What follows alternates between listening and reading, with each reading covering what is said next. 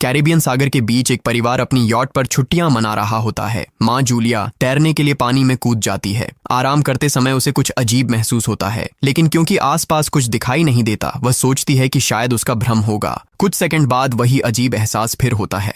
इस बार भी कुछ नजर नहीं आता, लेकिन अब वह घबरा जाती है और यॉट की तरफ तैरना शुरू करती है। तभी अचानक कोई उसकी टांग खींचने लगता है और वह मदद के लिए जोर जोर से चिल्लाने लगती है। उसकी बेटी कैसी हेडफोन लगाकर म्यूजिक सुन रही होती है, इसलिए उसे कुछ सुनाई नहीं देता। पति टॉम और बेटा बेन मछली पकड़ने में व्यस्त होते हैं। जूलिया पानी के ऊपर टिकने की कोशिश करती है, लेकिन मुंह में पानी जाने की वजह से चिल्लाना मुश्किल हो जाता है। थोड़ी देर बाद टॉम को एहसास होता है कि काफी देर से उसने जूलिया को नहीं देखा। वह यॉट पर उसे ढूंढता है और फिर अपनी पत्नी को खतरे में देख लेता है। वह बच्चों को बुलाता है, यॉट को उस तरफ ले जाता है और पानी में कूद जाता है। जल्दी से जूलिया तक पहुंचकर उसे संभालता है और यॉट की ओर तैरता है। बच्चे दोनों को ऊपर खींच लेते हैं। परिवार जूलिया को संभालता है, लेकिन जूलिया खुद को समझाती है कि शायद लहरों की वजह से ऐसा हुआ होगा। रात को सब मिलकर बेन का जन्मदिन मनाते हैं। कैसी को उसके बॉयफ्रेंड का कॉल आता है, तो वह लैपटॉप लेकर बाहर चली जाती है। वीडियो कॉल में उसका बॉयफ्रेंड दिखाता है कि शहर के ऊपर बड़े बड़े काले बादल छा गए हैं। कॉल ग्लिच होकर फ्रीज हो जाती है। कैसी यह बात परिवार को बताने आती है, लेकिन टॉम कहता है कि शायद जमीन से दूर होने की वजह से सिग्नल कमजोर है। तभी सबको एक आवाज सुनाई देती है। वे सब बाहर जाते हैं और देखते हैं कि व्हेल मछलियों का एक समूह गुजर रहा है। टॉम समझाता है कि व्हेल मछलियां हमेशा पृथ्वी के मैग्नेटिक फील्ड को फॉलो करती हैं, लेकिन जब तूफान आता है तो वे कंफ्यूज हो जाती हैं। अचानक यॉट जोर से हिलती है और बेन गिर जाता है। टॉम को चिंता होती है कि कहीं यॉट को नुकसान तो नहीं पहुंचा, इसलिए वह डाइव करके नीचे चेक करने चला जाता है। कुछ देर बाद वह सतह पर वापस आता है, लेकिन उसके कंधे पर एक बड़ा घाव होता है। जूलिया तुरंत उसका जख्म सीती है। टॉम बताता है कि पानी के अंदर उसे ऐसा लगा जैसे उसके पीछे कोई बहुत बड़ा जीव था, लेकिन जब उसने मुड़कर देखा तो प्रोपेलर से कट लग गया। वह कहता है कि जो भी चीज थी बहुत बड़ी थी। टॉम को यॉट पर काफी नुकसान दिखाई देता है, इसलिए उन्हें मदद बुलानी पड़ती है। जूलिया बार बार रेडियो पर कोशिश करती है। कैसी फोन पर सिग्नल ढूंढती है, लेकिन कुछ भी काम नहीं करता। तभी कैसी को एक अजीब सा जीव दिखाई देता है और वह चिल्ला उठती है, लेकिन वह तो बस बेन होता है जो मास्क पहनकर मजाक कर रहा होता है। कुछ देर बाद यॉट पूरी तरह बंद हो जाती है और समुद्र के बीच में फंस जाती है। जूलिया रेडियो में एक आवाज सुनती है, लेकिन आवाज इतनी खराब होती है कि उसे कुछ समझ नहीं आता। टॉम परिवार को बताता है कि उनके पास सिर्फ 4 दिन का खाना पानी बचा है और अब उन्हें किसी मछली पकड़ने वाली नाव का इंतजार करना होगा। अचानक रडार पर कुछ डिटेक्ट होता है और परिवार को एक अजीब सी आवाज सुनाई देती है। सब दौड़कर बाहर आते हैं और हैरानी से देखते हैं कि कई सारे उल्कापिंड जमीन पर गिर रहे हैं। जहां जहां उल्कापिंड गिरते हैं वहां बड़े धमाके होते हैं। एक उल्कापिंड पानी में उनके पास गिरता है तो टॉम तुरंत यॉट को चलाने की कोशिश करता है। इंजन मुश्किल से चलता है, लेकिन तभी एक और उल्कापिंड उस इलाके को हिट करता है। परिवार डर के मारे एक दूसरे को कसकर पकड़ लेता है। तभी टॉम को समझ आता है कि जो आग के गोले गिर रहे हैं वे उल्कापिंड नहीं बल्कि सैटेलाइट्स हैं। उसी वक्त बेन देखता है कि यॉट से धुआं निकल रहा है। टॉम चेक करता है और कंफर्म होता है कि इंजन खराब हो गया है। हवा तेज होने लगती है तो फैमिली यॉट के अंदर छुप जाती है, बिना ये नोटिस किए कि कंपास बहुत तेजी से घूम रहा है। यॉट जोर जोर से हिलने लगती है। बेन फिर से गिर जाता है और इस बार उसे चोट भी लग जाती है। लहरें तेजी से यॉट से टकरा रही होती हैं। टॉम स्ट्रगल करके बाहर जाता है और लाइफ जैकेट्स लेकर आता है। तभी पावर चली जाती है। टॉम तुरंत पावर बॉक्स का बटन प्रेस करता है और लाइट वापस आ जाती है। उस वक्त बेन नोटिस करता है कि जूलिया की नाक से खून बह रहा है। जूलिया को चक्कर आने लगते हैं, जबकि कैसी सिंक पर जाकर उल्टी कर देती है। टॉम रेडियो ट्राई करता रहता है पर सिग्नल नहीं मिलता। अचानक एक तेज हाई पिच्ड नॉइज आती है और हवा और भी स्ट्रांग हो जाती है। जूलिया दरवाजे बंद करने की कोशिश करती है, पर एक हैच खुल जाता है और हवा खिड़कियां तोड़ने लगती है। टॉम एक फ्लेयर जलाता है और थोड़ी देर बाद अंधेरा छा जाता है। अगली सुबह फैमिली शॉक में उठती है कि वो स्टॉर्म से बच गए हैं, लेकिन यॉट आधी तबाह हो गई होती है। जब वो बाहर आते हैं तो देखते हैं कि समुद्र का पानी गायब हो गया है और यॉट अब जमीन पर अटकी है। सब ये देखकर शॉक में आ जाते हैं। कैसी सिग्नल चेक करती है पर नेटवर्क बिल्कुल डाउन होता है। बेन 2 मरे हुए केकड़ों से खेलने लगता है। टॉम कंपास चेक करता है और देखता है कि वो उल्टा हो गया है। ये आखिरी बार 7 लाख साल पहले हुआ था। कैसी को लगता है कि उसका बॉयफ्रेंड मर गया होगा और वो टूट जाती है। जब जूलिया उसे समझाने आती है तो कैसी उसे दूर कर देती है और छुपने चली जाती है। जूलिया और टॉम बची हुई सप्लाईज देखते हैं। बेन अपने बर्थडे बलून्स एक पत्थर से बांध देता है ताकि शायद कोई बचा हुआ सर्वाइवर देख ले। टॉम फिर रेडियो ट्राई करता है और इस बार एक आदमी से कनेक्शन हो जाता है। उसका नाम नाव होता है और वो एक सबमरीन का कैप्टन होता है। उसकी सबमरीन भी लैंड पर अटक गई है। वो कंफर्म करता है कि मैग्नेटिक पोल्स रिवर्स हो गए हैं, इसलिए ओशन पीछे हट गया है और जमीन डूब गई है। वो कहता है कि उसने अभी तक और सर्वाइवर्स नहीं देखे और कम्युनिकेशन सिस्टम सिस्टम्स बिल्कुल डाउन हो गए हैं। वो मजीद ये भी कहता है कि पोल्स फिर रिवर्स होंगे और शायद एक हफ्ते में समुंदर वापस आ जाएगा।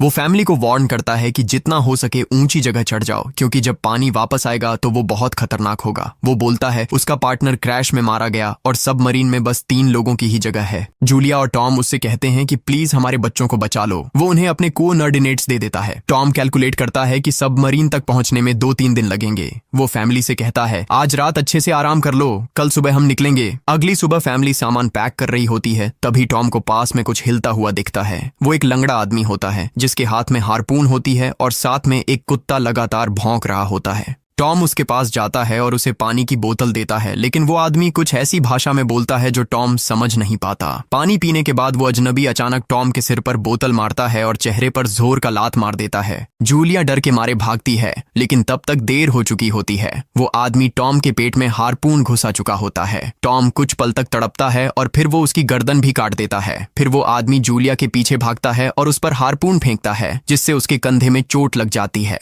जूलिया दर्द सहते हुए यॉट के अंदर भागती है और बच्चों को बोलती है कि छुप जाओ। वो दरवाजा लॉक कर देती है। कैसी और बेन सोफे के अंदर घुस जाते हैं। जूलिया उन्हें फ्लेयर गन पकड़ाती है और खुद एक चाकू लेकर बाथरूम में छुप जाती है। वो आदमी दरवाजे पर जोर जोर से धक्के मारता है और आखिर अंदर घुस ही जाता है। पहले वो थोड़ा खाना उठाता है और फिर यॉट में इधर उधर ढूंढने लगता है, फिर बाथरूम की तरफ जाता है, लेकिन जूलिया समझदारी से एक छोटे छेद से बाहर निकल जाती है। वो आदमी सोचता है कि जूलिया भाग गई, लेकिन जैसे ही वो धीरे से निकलने लगती है, उसका कुत्ता उसे देख लेता है और भौंकने लगता है। कुत्ता उस पर झपटता है तो जूलिया चाकू से उसे मार देती है। कुत्ते की चीख सुनकर वो आदमी बाहर आता है और अपने कुत्ते की लाश देखकर आग बबूला हो जाता है। इस बीच जूलिया यॉट के दूसरे साइड से अंदर जाने की कोशिश करती है। वो ऊपर चढ़कर टूटी हुई खिड़की से अंदर घुसने लगती है, लेकिन वो आदमी पहले ही वहां पहुंच जाता है। वो उसे पकड़कर जोर से मुक्का मारता है, जिससे वो नीचे गिर जाती है। जूलिया फर्नीचर पकड़कर बचने की कोशिश करती है, लेकिन वो आदमी उसे लात मारकर दूर फेंक देता है। फिर वो उसकी कलाई पर पैर रख देता है ताकि वो चाकू छोड़ दे, और फिर उसके बाल पकड़कर उसका चेहरा जमीन पर दे मारता है और सोफे पर फेंककर उसका गला दबाने लगता है। बच्चे ये सब कुछ देख रहे होते हैं। कैसी बाहर निकलकर फ्लेयर गन चलाती है जो सीधा उस आदमी को लगती है। वो जल उठता है और यॉट में आग फैलने लगती है। बच्चे तुरंत भाग जाते हैं, लेकिन जूलिया वापस आती है। वो उसे एक किक मारकर गिराती है, मैप और बैग उठाती है और वहां से भाग जाती है। बेन और कैसी अपने पापा के पास जाकर रोने लगते हैं। जूलिया भी उनके साथ बैठ जाती है और तीनों मिलकर आंसुओं के साथ टॉम को आखिरी अलविदा कहते हैं। तभी वो डरावना आदमी फिर यॉट से बाहर निकल आता है तो फैमिली फिर से भागने लगती है। कुछ ही देर में यॉट एक बड़े धमाके के साथ उड़ जाती है। थोड़ी दूर चलने के बाद वो लोग एक छोटे से झरने के पास रुकते हैं ताकि थोड़ा आराम कर सकें। कैसी सोचती है कि शायद वो पागल आदमी उनके पास गुब्बारे देखकर आया था। ये सुनकर बेन खुद को कसूरवार मानने लगता है। जूलिया उसे समझाती है कि इसमें उसकी कोई गलती नहीं थी और सबको आगे बढ़ने को कहती है, क्योंकि वो आदमी अभी भी उनके पीछे है। रास्ते में एक छोटे तालाब के पास बेन एक मरी हुई हैमरहेड शार्क देखकर हैरान रह जाता है। तभी जूलिया नोटिस करती है कि वो आदमी फिर उनके करीब पहुंचने वाला है। सब लोग दौड़ पड़ते हैं और एक रेत के टीले से नीचे गिर जाते हैं, जहां उन्हें जहरीला कचरा दिखाई देता है। फैमिली सावधानी से उसे पार करती है और लगता है कि उन्होंने उस आदमी से पीछा छुड़ा लिया है। चलते चलते उन्हें बड़े बड़े मरे हुए सी एनिमल्स और समुंदर के नीचे जमा हुआ सारा प्लास्टिक दिखने लगता है। बेन धीरे धीरे चलने लगता है तो जूलिया समझ जाती है कि वो डिहाइड्रेशन के करीब है। वो सबको रुकने को कहती है। जब वो पानी की बोतल देखती है तो उसे झटका लगता है। बोतल में पानी लगभग खत्म हो चुका होता है। कैसी को एहसास होता है कि शायद उसने बोतल ठीक से बंद नहीं की थी। जूलिया गुस्से में चिल्लाती है कि उसकी लापरवाही की वजह से पानी खत्म हो गया। कैसी जवाब देती है, क्या फर्क पड़ता है, वैसे भी हम बचने वाले नहीं हैं। दोनों के बीच लंबी बहस होती है, फिर भी फैमिली आगे चलती रहती है। कुछ देर बाद उन्हें एक क्रैश हुआ प्लेन मिलता है। अंदर कुछ हिलता डुलता देख सब डर जाते हैं, लेकिन वो सिर्फ कुछ पक्षी होते हैं। फैमिली तय करती है कि रात यहीं प्लेन के अंदर गुजारेंगे। वो थोड़ा सा स्नैक शेयर करते हैं और जूलिया को टॉम की जैकेट में एक फैमिली फोटो मिलती है, जिसे देखकर उसका दिल टूट जाता है। कैसी पूछती है, मॉम आप और डैड की लव स्टोरी क्या थी? जूलिया मुस्कुराकर बताती है, टॉम हॉस्पिटल में मेरा पेशेंट था। फिर एक दिन उसने फूल और एक प्यारी सी कविता देकर अपना प्यार जताया था। रात के बीच में कैसी प्लेन से बाहर जाती है। तभी वो डरावना आदमी उसे पीछे से पकड़ने की कोशिश करता है, लेकिन जूलिया अचानक पीछे से उस पर टूट पड़ती है और बार बार चाकू से वार करके उसे मार देती है। कैसी अपनी माँ को गले लगाकर शांत करती है। अगली सुबह उस आदमी की लाश पर कीड़े गुंड पड़े होते हैं। फैमिली नोटिस करती है कि उसके शरीर पर कई काटने के निशान हैं, मतलब इस एरिया में कोई खतरनाक जीव छिपा हुआ है। जैसे ही वो लोग वहां से निकलते हैं, केकड़े उसके मुंह से बाहर निकल आते हैं। कुछ घंटों बाद जूलिया और कैसी मैप देख रही होती हैं, लेकिन बेन धीरे से आगे निकल जाता है। जूलिया चिल्लाती है, रुक जाओ, लेकिन बेन एक तालाब में झुककर पानी पीने लगता है। जूलिया तुरंत उसे खींचकर बाहर निकालती है और समझाती है कि अनजान पानी उसे बीमार कर सकता है। धूप बहुत तेज हो जाती है तो फैमिली अपने सिर कपड़ों से ढक लेती है। बेन को चक्कर आने लगते हैं। तभी उन्हें कुछ पुराने कुर्सियां मिलती हैं और जूलिया कैसी उनसे एक टेम्पररी शेल्टर बना लेती हैं। जूलिया बेन को इंजेक्शन लगाती है और तय करती है कि वो रात वहीं बिताएंगे। सुबह जूलिया एक अजीब सी आवाज सुनकर उठती है। बाहर जाकर देखती है तो क्रैब्स का एक बड़ा झुंड उनकी तरफ आ रहा होता है। वो तुरंत बच्चों को उठाती है और तीनों भागना शुरू कर देते हैं। भागते भागते उन्हें एक बड़ा कार्गो शिप दिखाई देता है। वहां 3 क्रू मेंबर्स जिंदा होते हैं। एक औरत उनकी मदद करना चाहती है, लेकिन बाकी 2 आदमी मना कर देते हैं और तीनों फैमिली को बाहर छोड़कर कंटेनर लॉक कर लेते हैं। क्रैब्स पास आ जाते हैं। जूलिया बच्चों को कंटेनर के ऊपर चढ़ाती है। खुद जब चढ़ने लगती है तो क्रैब्स उसके पैर को जोर से काट लेते हैं। बच्चे उसे खींचकर ऊपर चढ़ाते हैं, नहीं तो वो नीचे गिर जाती। कंटेनर के एक छेद से आधे क्रैब्स अंदर घुस जाते हैं। क्रू मेंबर्स फायरिंग शुरू करते हैं, लेकिन क्रैब्स उन पर हावी हो जाते हैं और दोनों को मार डालते हैं। आखिरी आदमी छत के होल तक पहुंचता है, लेकिन क्रैब्स उसे भी नीचे खींच लेते हैं और वो भी मर जाता है।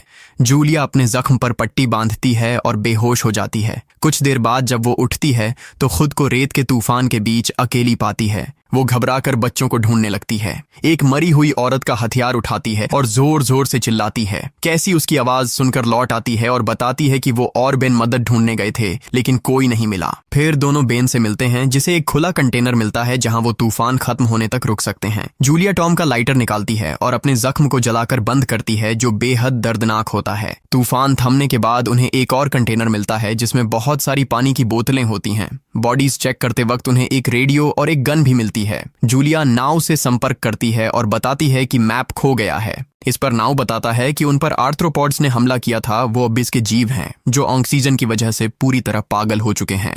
अब नाव फैमिली को जल्दी करने को बोलता है, क्योंकि उसके इंस्ट्रूमेंट्स ने कैलकुलेट किया है कि समुद्र उम्मीद से ज्यादा जल्दी वापस आएगा और उनके पास सिर्फ कुछ घंटे बचे हैं। वो एक फ्लेयर शूट करता है और फैमिली उस दिशा में चलना शुरू करती है। लंबी वॉक के बाद फैमिली को एक टूटा हुआ टॉयलेट मिलता है जिसमें बेन पेशाब करता है। अब वो लोग आखिरकार सबमरीन को पास ही देख लेते हैं, लेकिन वहां पहुंचने के लिए उन्हें एक बड़ा चट्टानी रास्ता पार करना होगा। जैसे ही वो रास्ते से गुजरते हैं, दीवारें हिलने लगती हैं और पत्थर गिरने लगते हैं, जिससे एक भयानक रॉक स्लाइड हो जाता है। जूलिया तुरंत अपने बच्चों को साइड में धक्का देती है और खुद भी पीछे हट जाती है ताकि कुचली न जाए। अब एक पत्थर की दीवार उनके बीच आ गई है। जूलिया बच्चों से कहती है कि वो बिना उसके आगे बढ़ जाए, लेकिन कैसी मना करती है और जोर देती है कि उसकी माँ को चढ़ने की कोशिश करनी चाहिए। बहुत बहस होती है और चिल्लाने के बाद जूलिया वादा करती है कि वो बाद में अपने बच्चों को ढूंढ लेगी। मजबूर होकर कैसी अपने भाई को खींचकर आगे ले जाती है।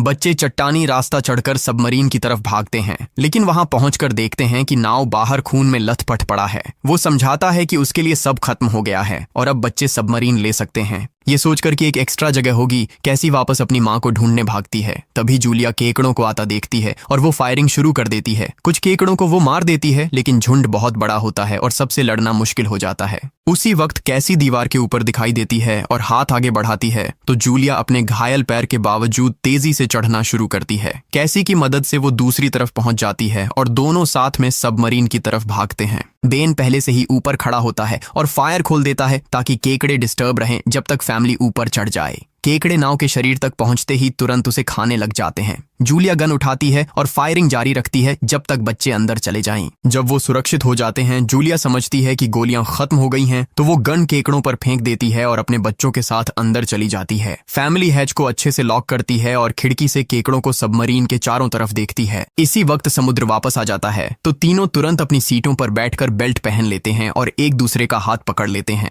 तेज लहरें सबमरीन को जोर जोर से इधर उधर फेंकना शुरू कर देती हैं, जिससे जूलिया को पूरी जर्नी के विजन दिखने लगते हैं और कैसी उल्टी कर देती है। जल्दी ही वो हाई पिच आवाज वापस आती है और फैमिली बेहोश हो जाती है। कुछ देर बाद जूलिया और बच्चे होश में आते हैं और खुद को जिंदा देखकर खुश होते हैं। वो हैच अनलॉक करके बाहर निकलते हैं और देखते हैं कि लहरों ने सबमरीन को एक तबाह शहर में गिरा दिया है। यानी अब जिंदा रहने और नया जीवन शुरू करने की उम्मीद है। और यहीं पर फिल्म खत्म होती है। चैनल को सब्सक्राइब करना न भूलें और बेल आइकन जरूर दबाएं ताकि आपको ऐसे ही मजेदार वीडियो मिलते रहें। देखने के लिए धन्यवाद।